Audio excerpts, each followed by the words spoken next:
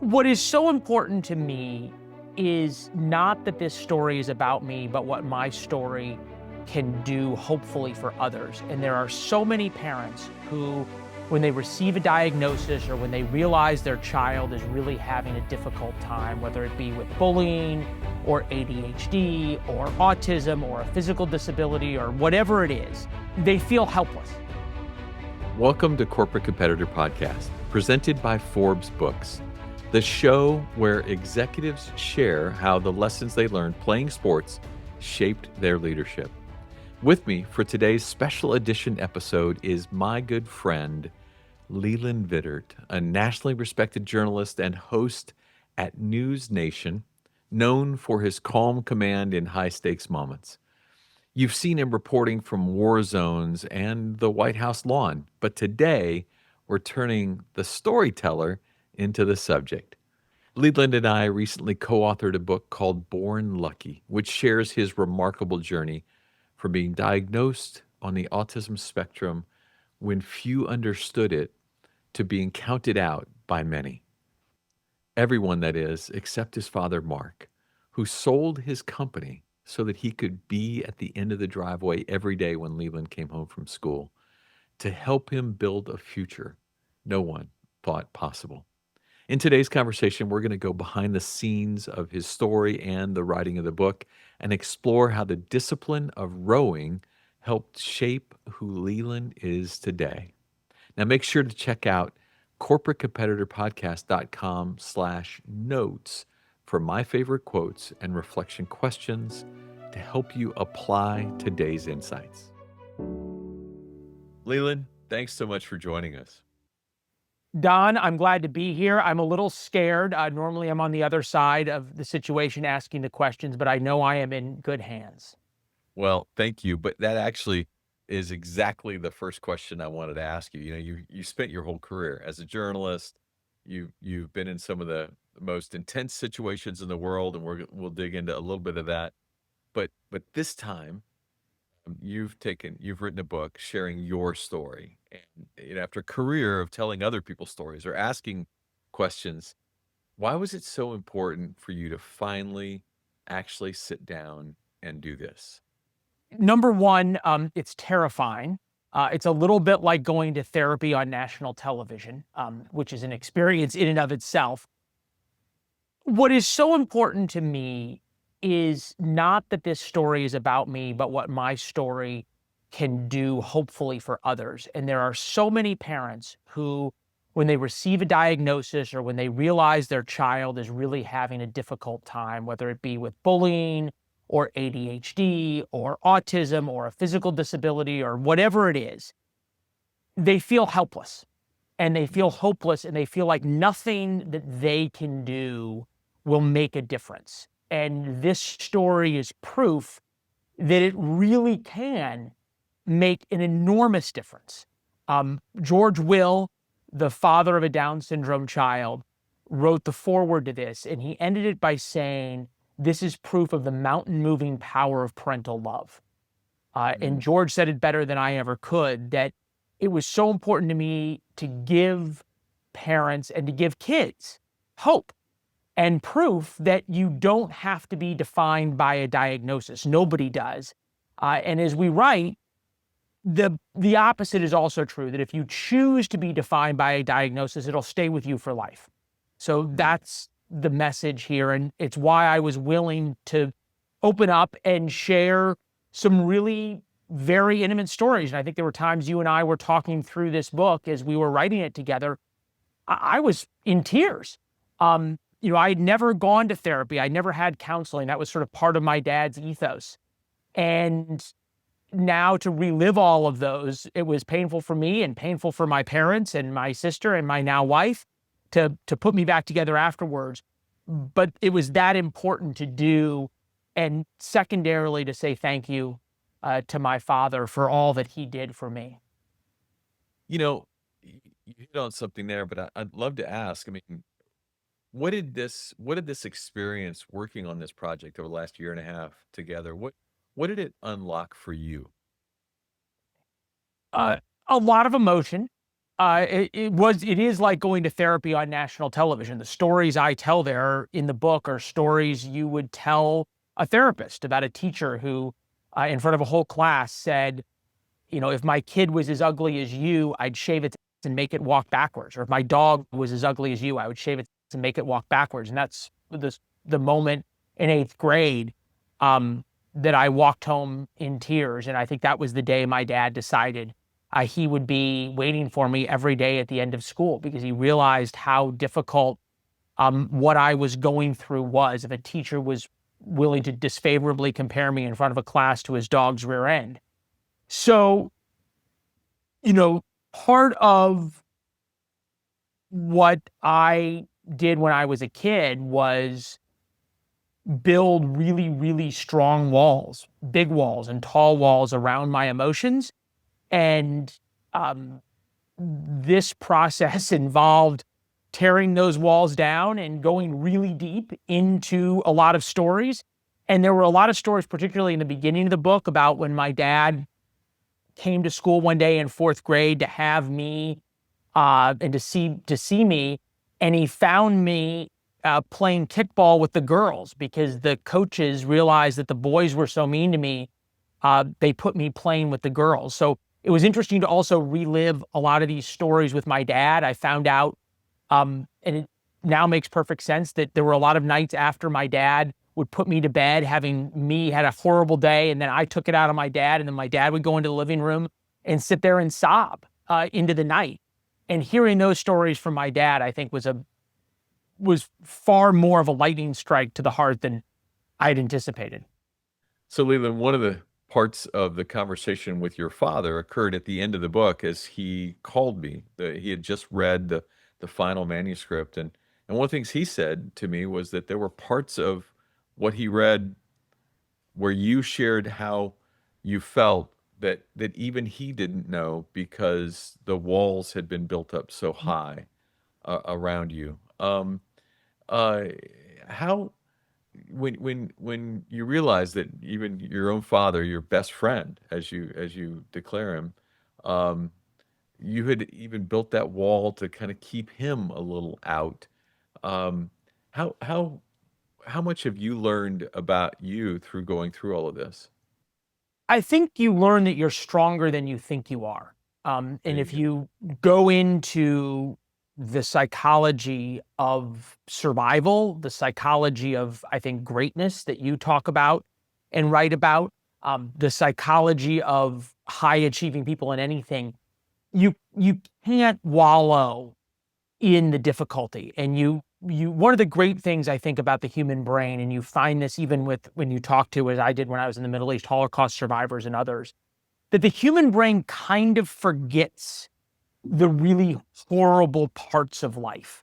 You talk to guys who went through Hell Week as Navy SEALs, and they go, "Oh man, it was hard, but it was great." And the stories they tell you are the ones of the camaraderie and things that they built. And that's, I think, how, if you want to get through hard things, you kind of have to train your mind to be, no matter what it is. And I would say that one of the things that was really important that my dad did for me, and it has proved really useful in whatever success I've had now in television, in journalism, is that you have to keep going. And that was a big part of my upbringing. I think that decision when I was a little boy, and it was very clear I was, what we now know as autistic, but couldn't make friends and was going to be horribly bullied and had really no understanding of social interaction or how to talk to people or how to talk to kids, or how to play or any of these things. He could have sort of built walls around me to protect me and get me special accommodations. And I would have been the kid that no one could pick on because I was the kid with special needs, or whatever you want to call it.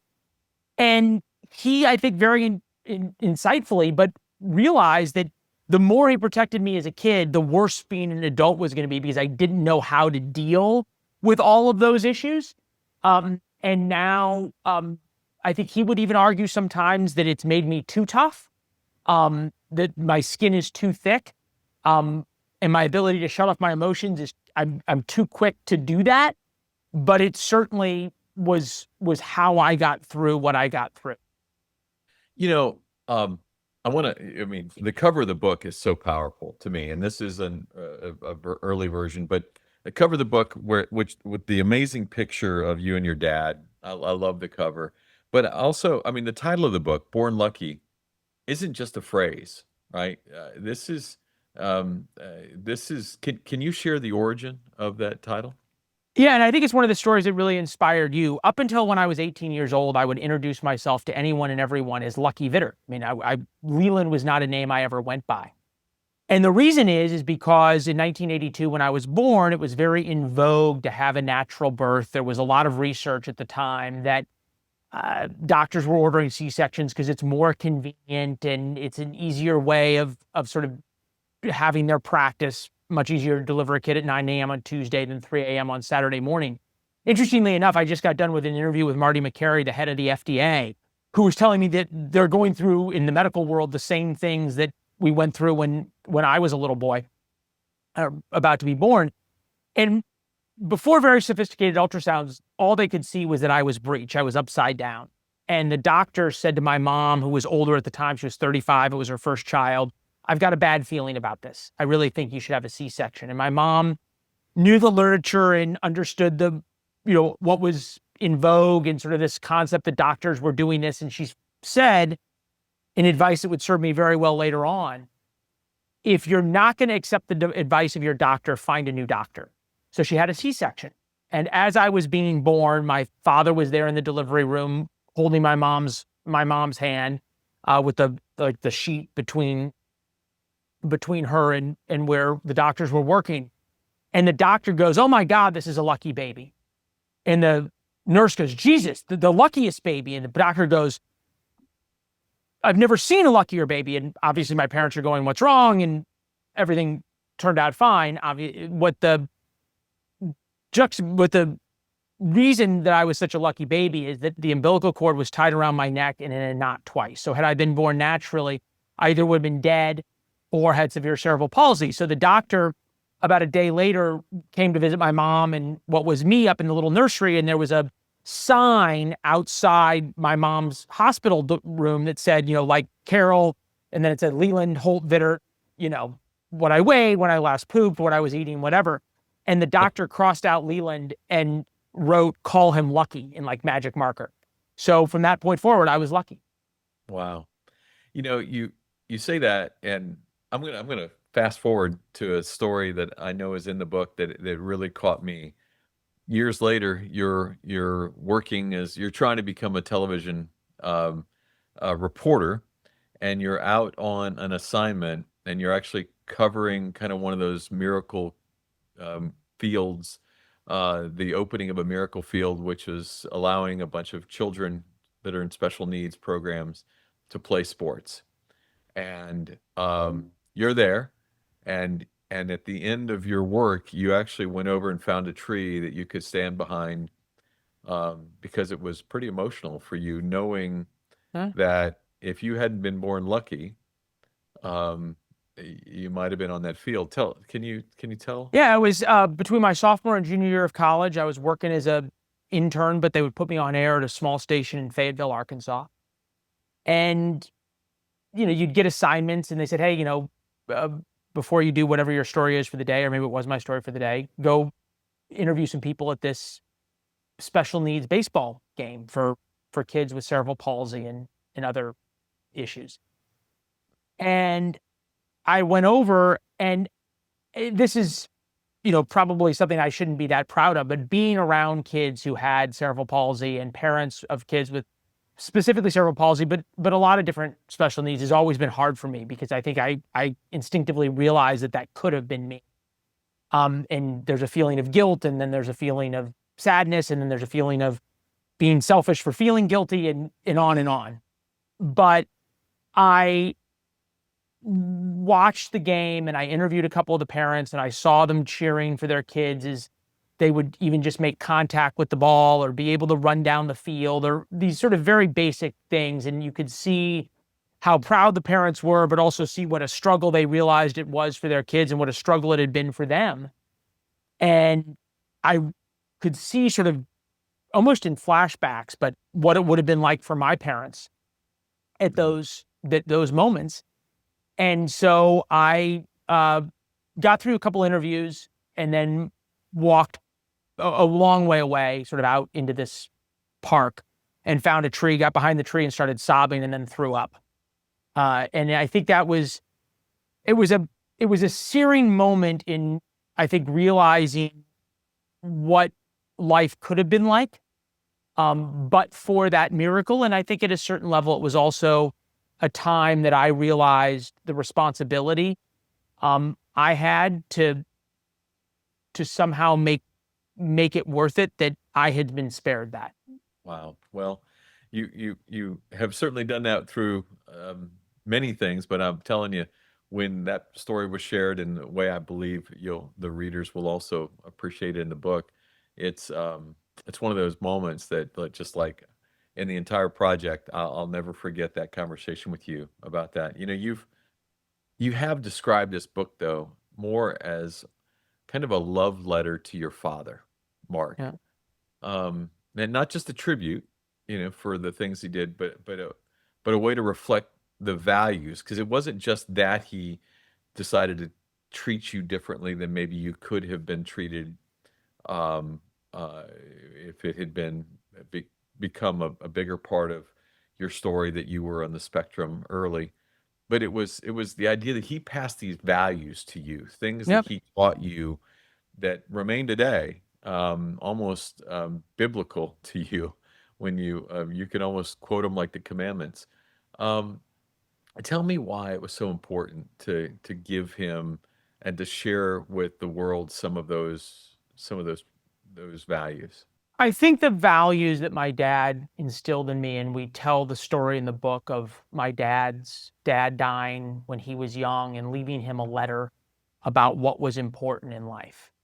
And then my dad trying to live up to that standard and trying to instill those same values in me that have nothing to do with financial success or uh, adulations or accolades or even business success, but it's about how you live your life. And I thought it was really important that dad understood that I understood what a sacrifice he made of when he realized the problems I was having. He sold his companies, he stopped working, and he dedicated his life to me. And at this point, it's very easy to go, oh, well, of course, it works out if you have a parent of means who can do that. And I asked him about that and really pressed him.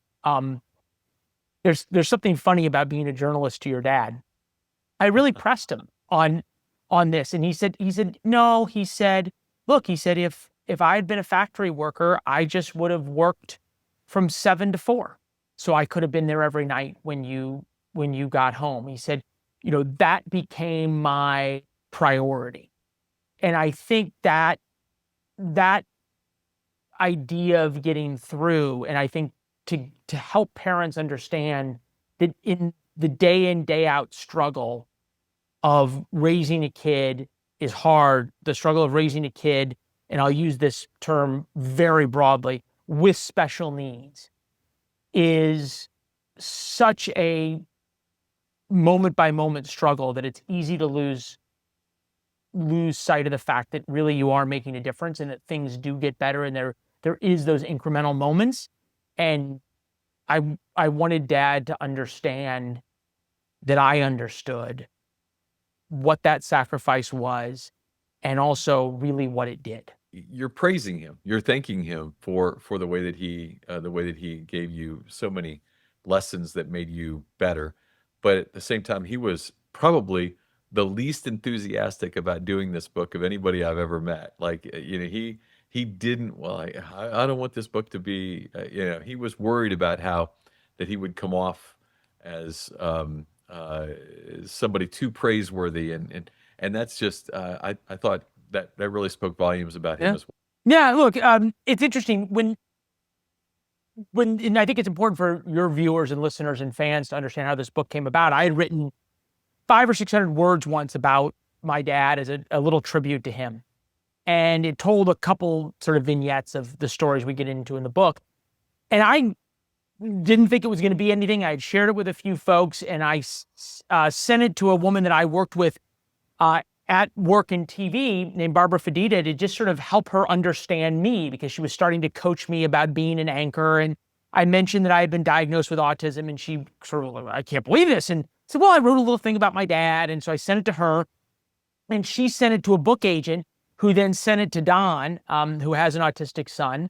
And Don then came back with, oh my God, I want to write this book. And initially my dad was very excited about it. He had long said, I think this would be a great book because it could help people. And that really was what this was about. It was about what it's about for my dad and for me. And then as Don and I got into the book, there was so many of these stories that really Dad and how he acted was remarkable, and his patience and his dedication, all these things.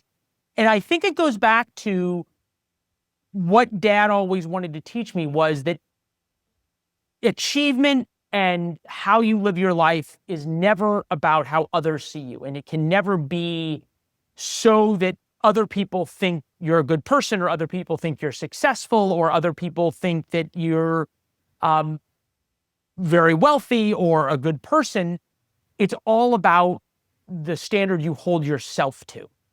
And that's really all that matters in life, which was the lesson that his dad tried to teach him through that letter he wrote him before he died, that my dad got on the night of my grandfather's death. And we published that letter in the book, which I think is a remarkable moment for the readers to see sort of where those values come from. I will tell you, as you noted, I have a son on the spectrum, and most people would look at what you've achieved and where you are today, right? A national television anchor, as a role that someone on the spectrum could not typically master.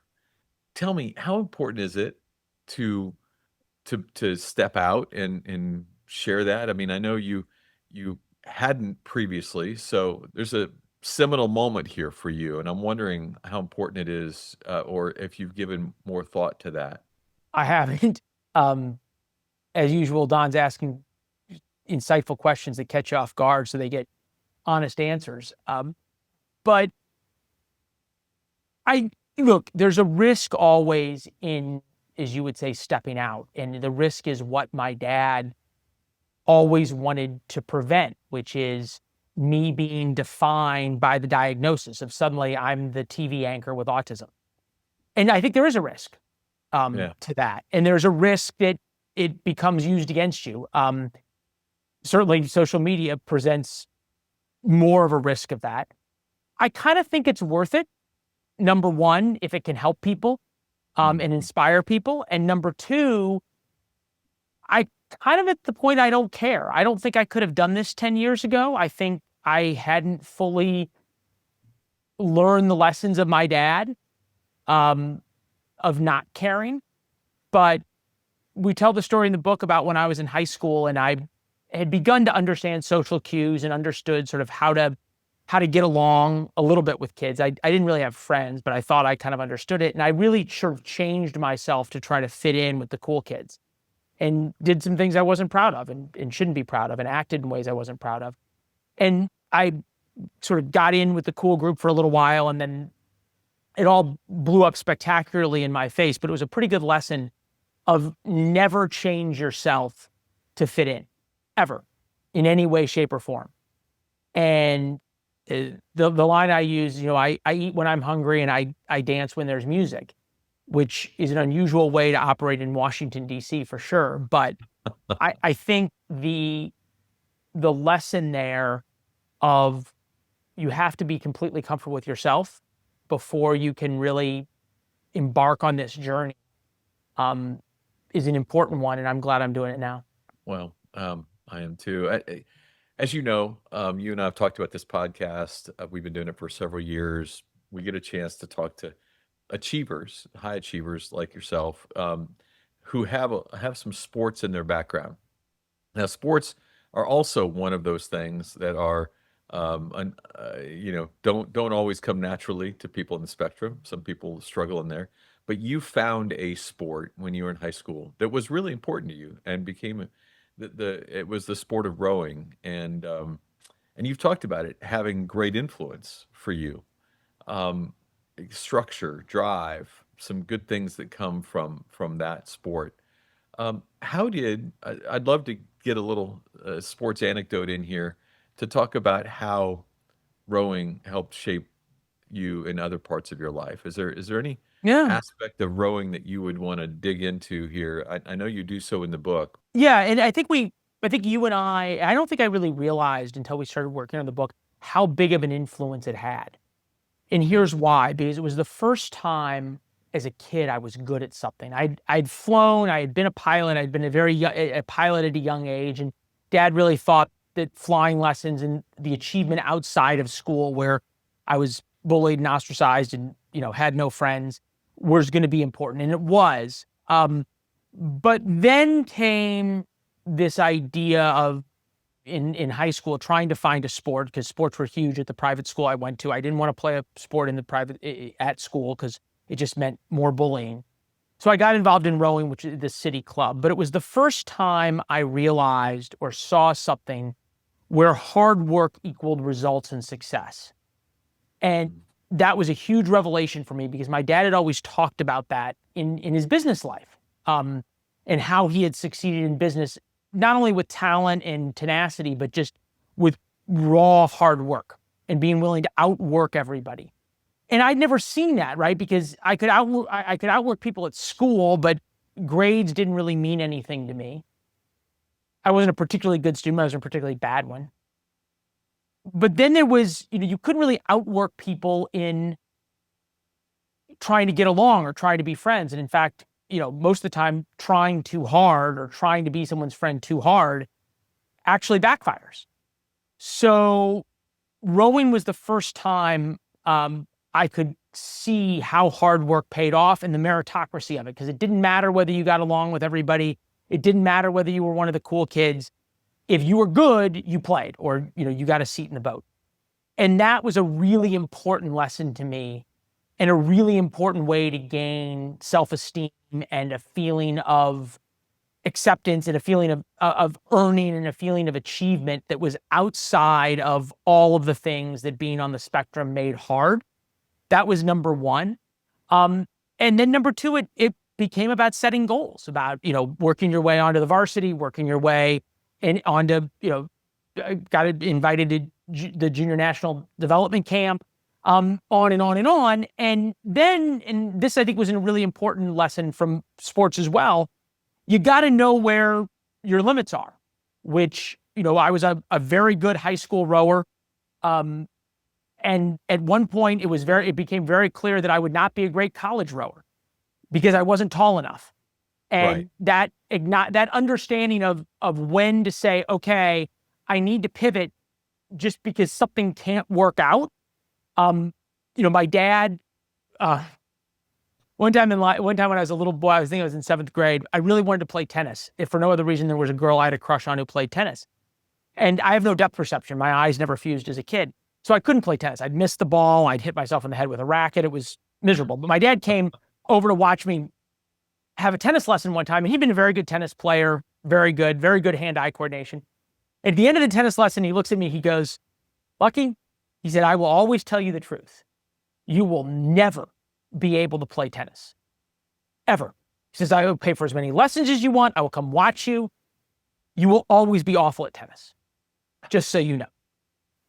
And it's so different than what we hear today with participation trophies and, "Oh, Johnny, you can do anything. You can be a pro golfer."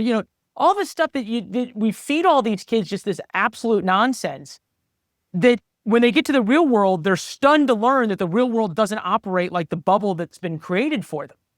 And I think it is a huge disservice to kids, and a huge disservice to kids who, I want to say, that are on the bubble, right? That if really pushed and really forced, like I was, can go from being deeply weird, which is what and really having a hard time, to functioning in society. And there's still times I act odd and I have weird social tics and all that exists.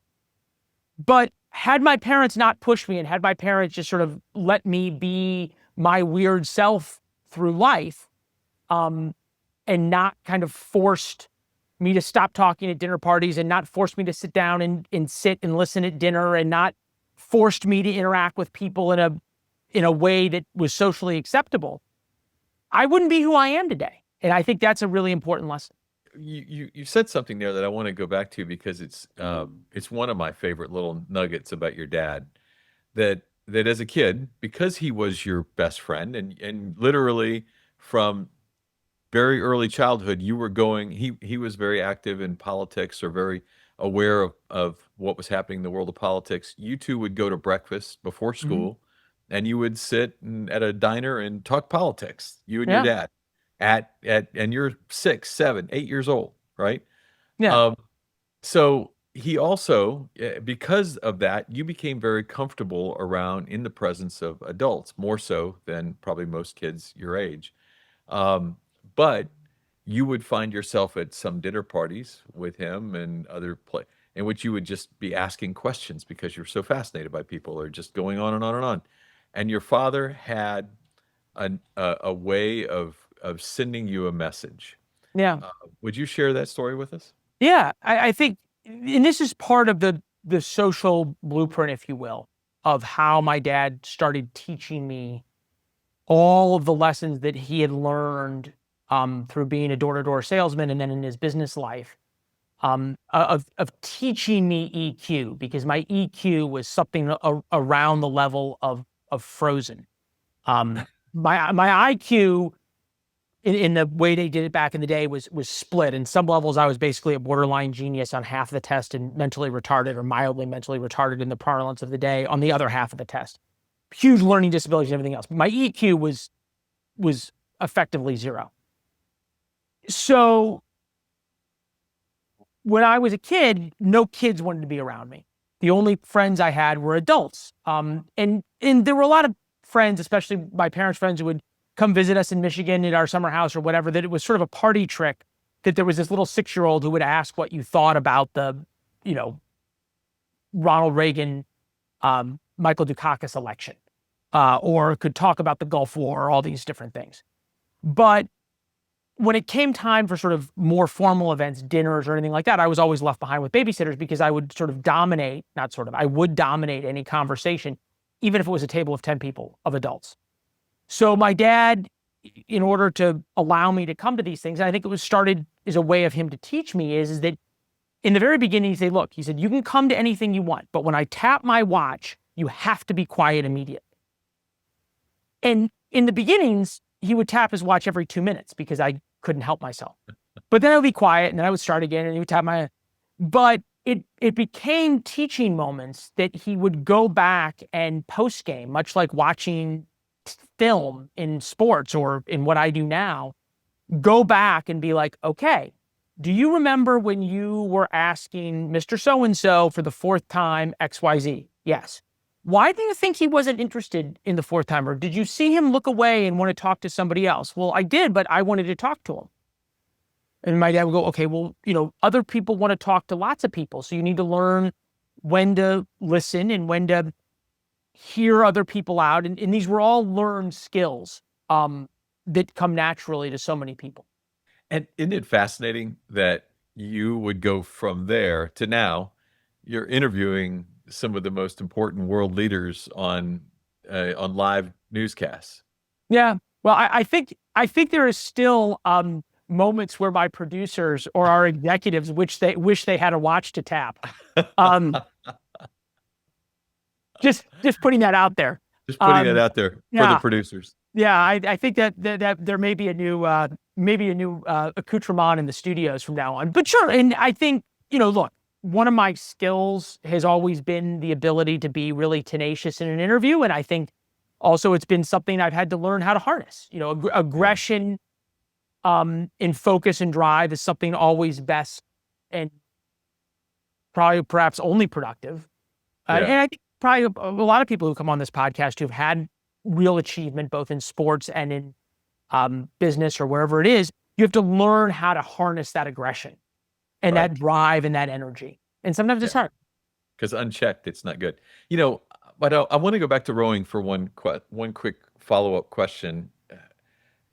Our listeners, by and large, are business leaders. That's who we know listen to this podcast. So I'd love to see, was there a moment from the boat that taught you a lesson that you think that our business leaders might learn from? Something where that the ability actually to put the team's needs above your own, or was there something where you learned a lesson that a story that you might be able to tell me that might make business Yeah. leaders better? I think, look, I think the lessons of sports apply really well to business. And look, when you end up doing what I do, sort of at my level, I am my own little business now.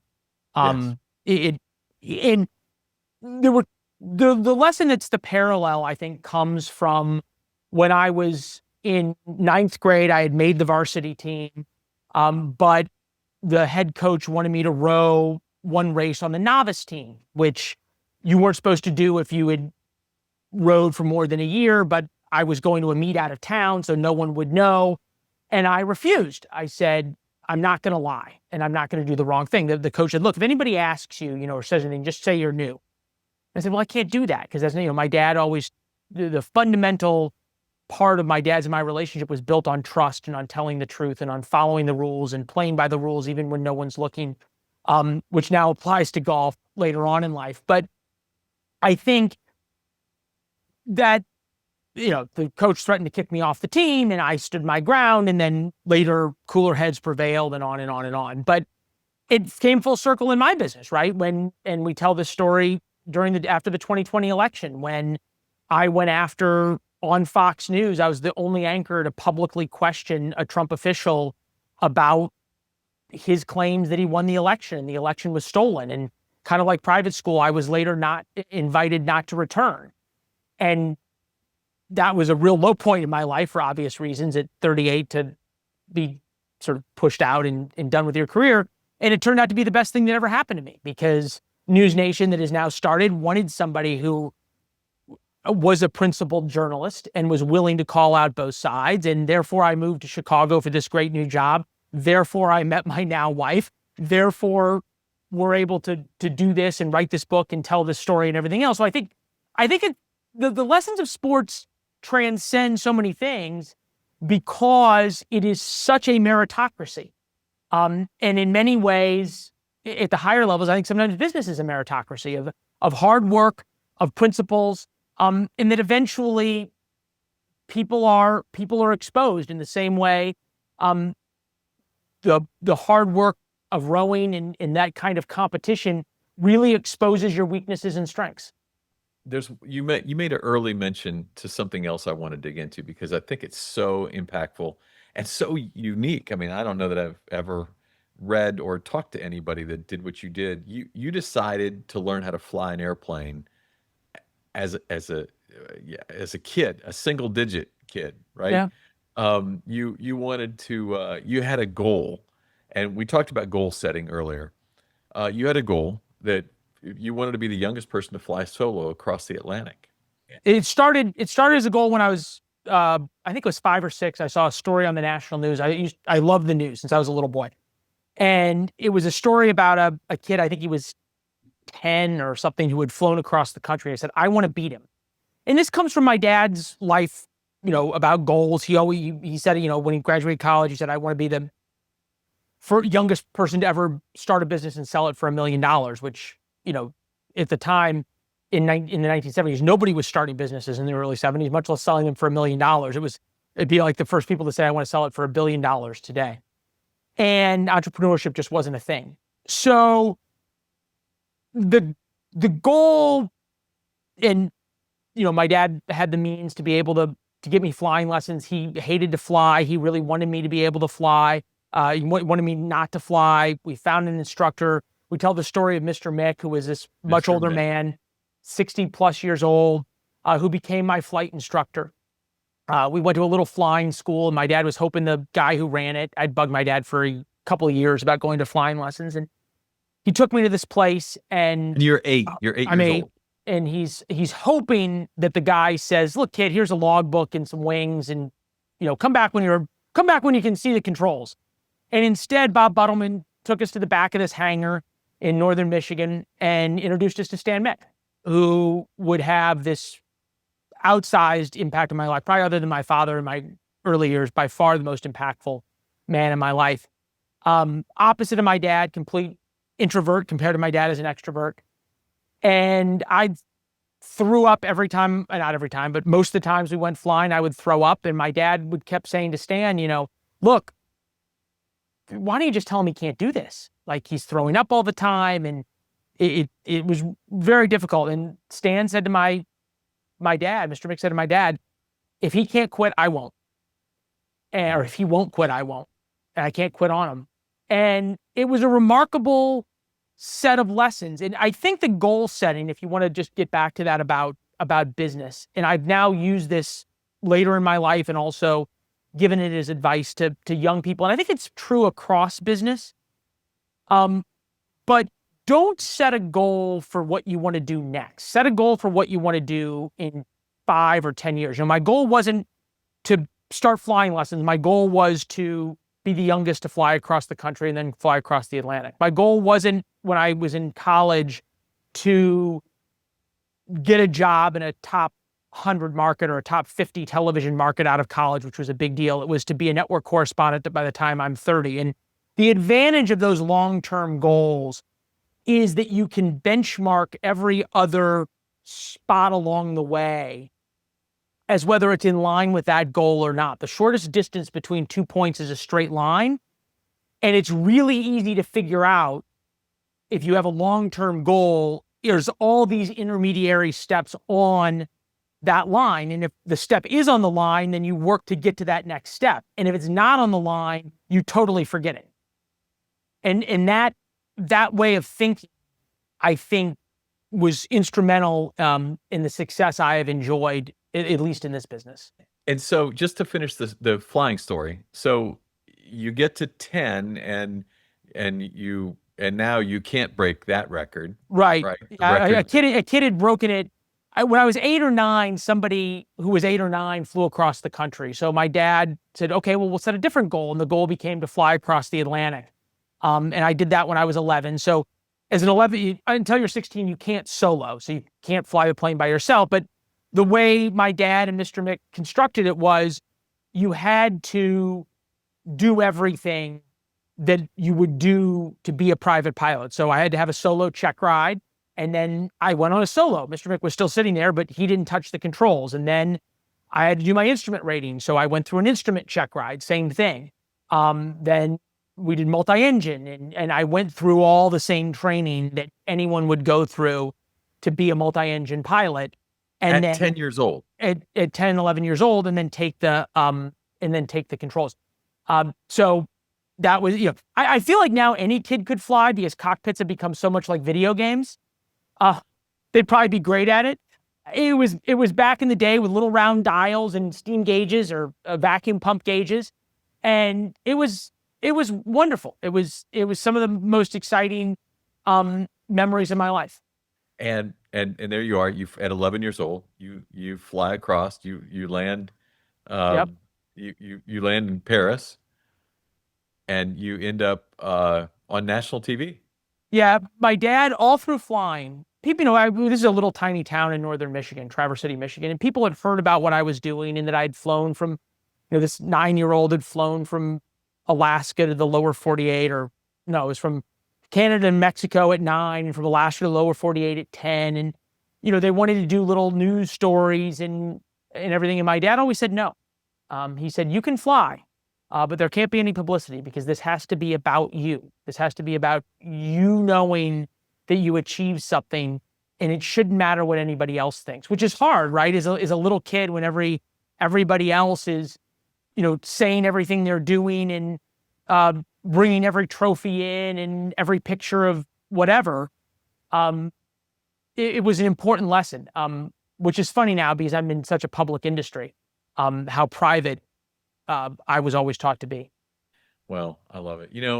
I'd love to ask, I know you're 42.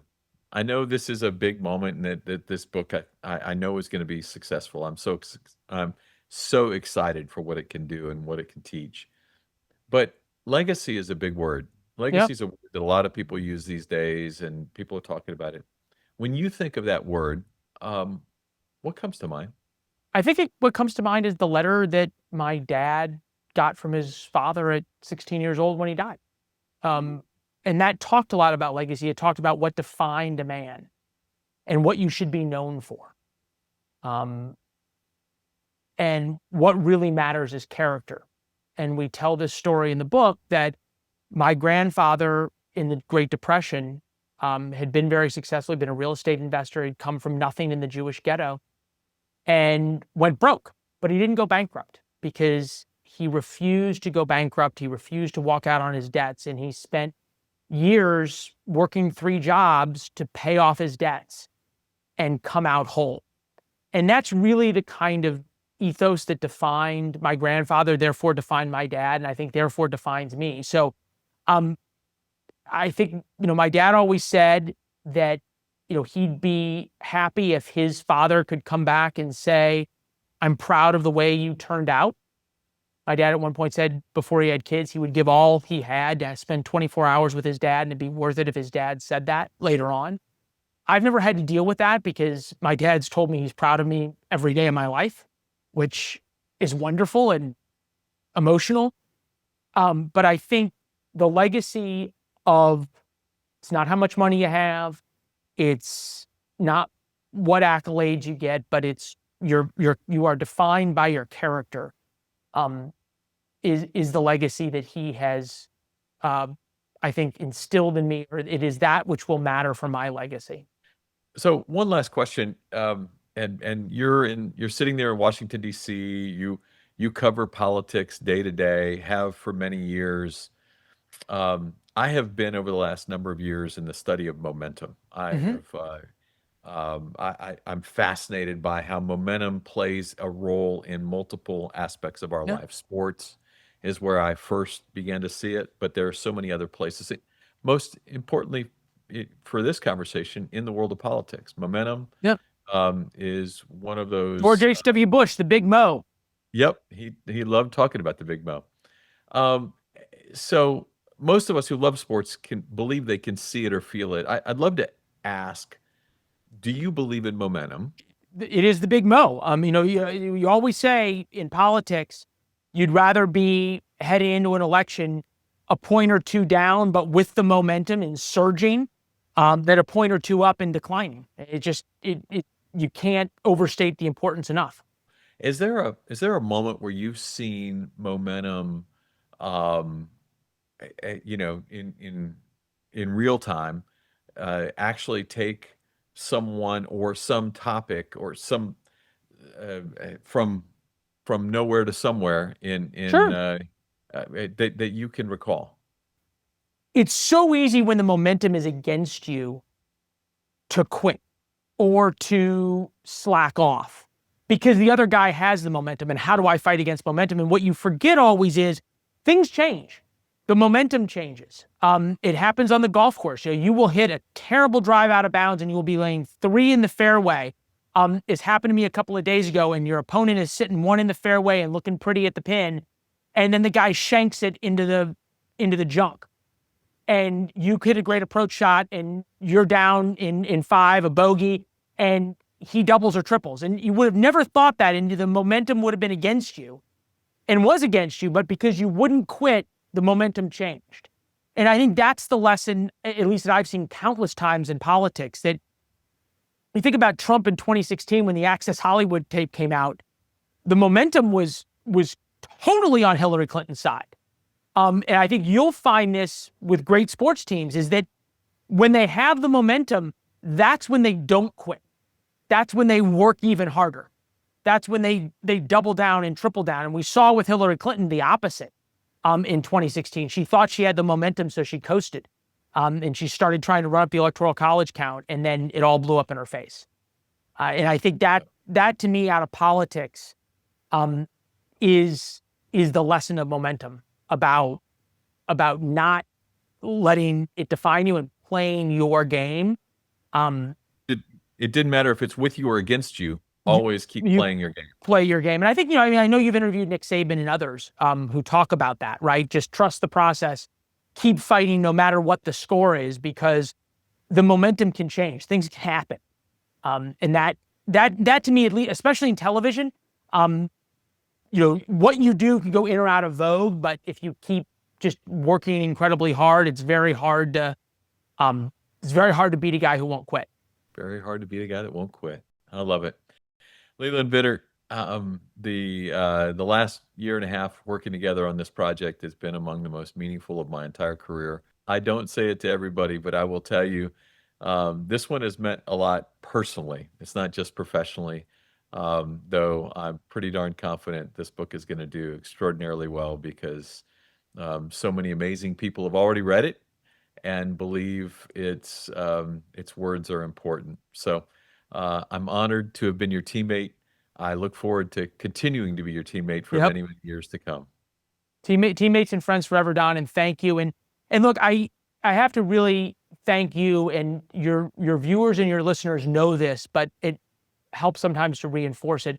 How remarkable you are at telling stories, and how lucky we all are to have you to pull these stories and these ideas, and then find the themes that you find about momentum, about greatness, about teams, and being able to distill these lessons for all of us through your hard work. So thank you. Leland, I am forever grateful. I appreciate you. You too. So I have to tell you, this is actually the hardest part of this project for me because I obviously have so much that I learned from Leland. I wrote 60,000 words, right? That's how much his story meant to me. But I'm going to boil today's conversation down to four important bullet points. The first is I love the overarching theme that Leland has that he was taught by his father, that you are tougher than you realize. And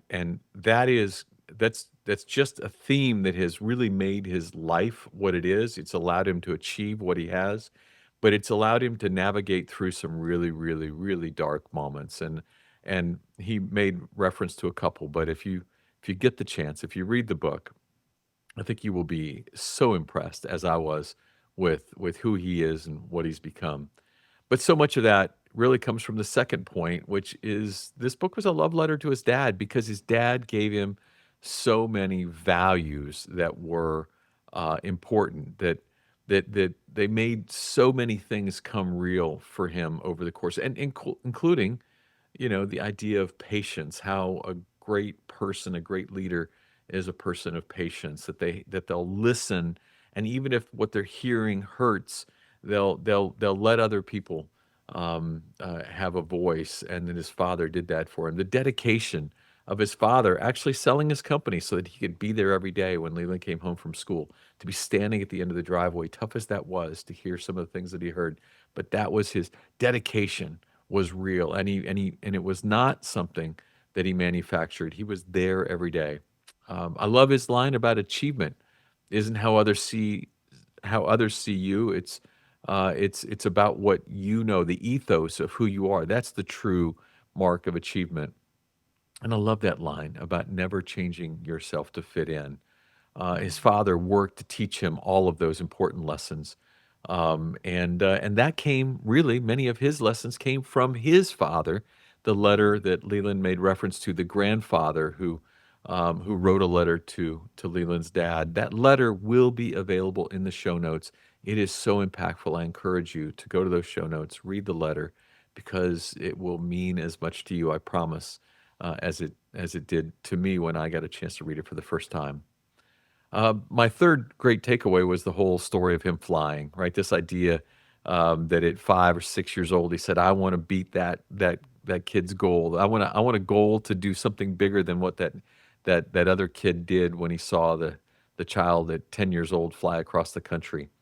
And he set out a goal and that became not just a goal for him, but it began an active process of goal setting for him that was not about setting a goal that was right in front of you, but setting a goal that's really important and that's down the line, and that then you can plot yourself along that line to make sure you're reaching the goal.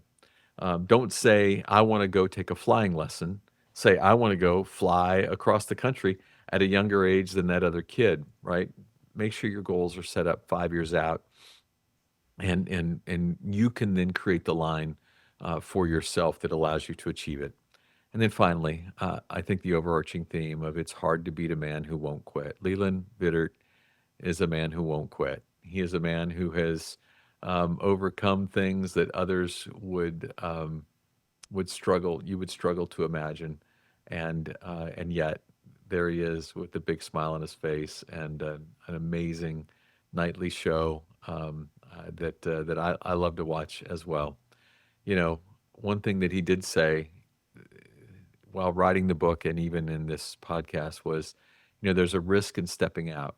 That in becoming that first major television anchor to talk about this idea that he is on the spectrum means that he could be defined as that TV anchor with autism. But he believed that even if that's the way others might take this and decide to use it, doing this book was worth the risk because he believes it will help others, and I believe it will too. That's the heart of Leland Vittert. I encourage you to go out and get a copy of Born Lucky because it's available now, and I couldn't be more proud. Before we end the show, I wanted to tell you about a brand I have been loving. You may recognize their name from Shark Tank when the founder did a deal with Mark Cuban, one of the sharks. The company is called Collars & Co. And for those of you watching on YouTube, you can see that I wore one of their shirts today during my interview. I love golf shirts, but too often if you wear them, golf shirt collars, they curl up. But this brand has created a great solution. A golf shirt that can be worn with a sport coat, it can be worn with a sweater, and it has a collar that is that's nice and tight and stiff, and it's awesome. They're giving our corporate competitor listeners 20% off when you order from the link in the show notes. That link is collarsandco.com/greatness. I encourage you to check them out, and I appreciate you.